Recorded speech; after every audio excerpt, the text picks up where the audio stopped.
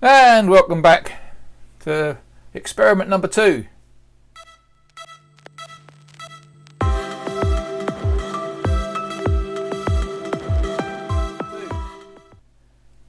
We're going to use what we built from experiment number 1, and we're going to add a reed switch.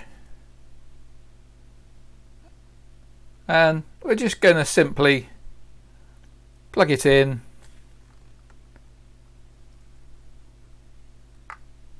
The reed switch is going to go high.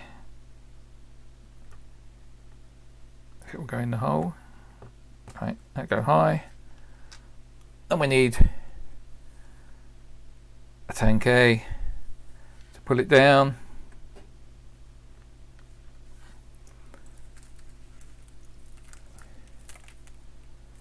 We need a wire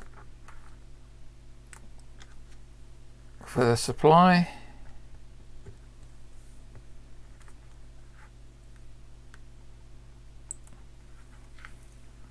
I'm going to have to work out a baseboard for these, because obviously these wires start pulling it around more and more.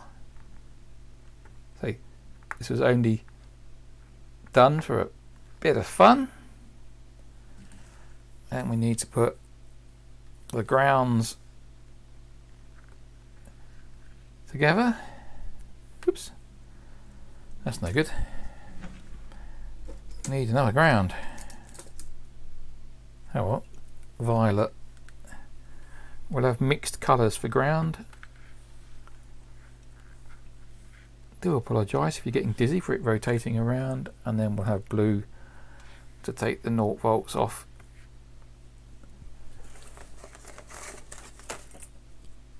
You need to get a supply from somewhere. Here we come.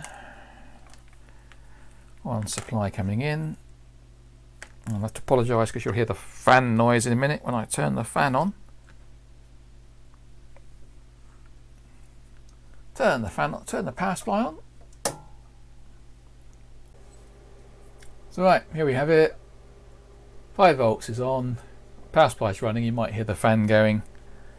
And I'm gonna have to hold the unit down, the little circuit down with something, because the magnet's going to attract it. When the magnet comes in, it will close the switch and the light will come on.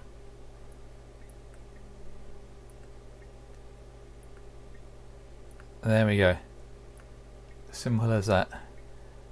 If we want to have the light on but go off when the switch closes, we just need to swap things around. So we'll just change the circuit around. Right, we'll bring in a new circuit diagram, and now you can see that the 10K and the reed switch have swapped places. So we'll just do that on our circuit. We'll unplug the reed switch, we'll unplug the 10K, we'll put and focus.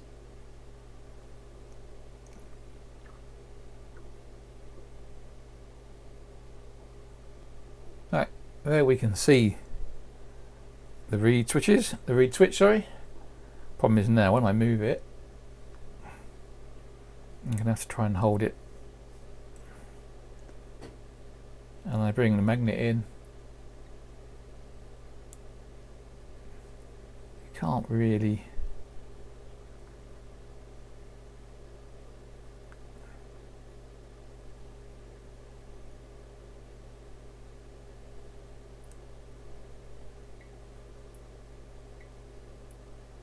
there you go, you can just see the contact moving.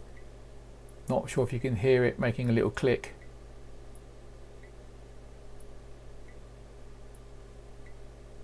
And there is the relay, the reed working inside the glass tube.